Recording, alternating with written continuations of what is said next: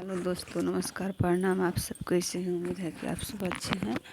आप लोग के साथ एक विवाह लगन गीत लेकर आई हूँ। अच्छा लगेगा तो शेयर सब्सक्राइब कमेंट जरूर कीजिएगा, ज़्यादा से ज़्यादा सपोर्ट कीजिएगा। नदिया किनारे दूल्हा दूल्हा पुकारेला हो। नदिया किनारे दूल्हा दूल्हा पुकारेला हो। लवन कवन ससुर नैया तनैया चढ़ियाइब हो।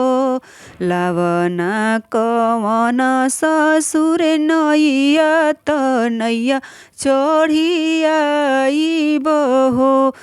ना घरे नवन वहिया नाही रे मोरे केवट हो।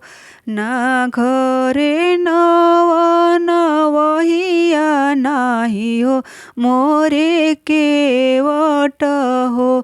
जेकरा दुलहिनिया के साध पौड़ी दहयावेला हो।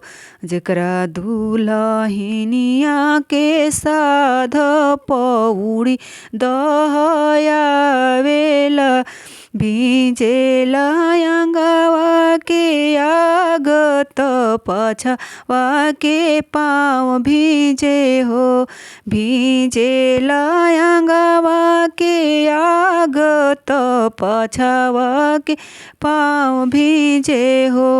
भीजेला सिर के पगड़िया पौड़ी दहयाई कैसे हो। भीजेला सिर के पगड़िया पौड़ी दहयाई कैसे हो। जेकरा दुलहिनिया के साध पौड़ी दहयावेला।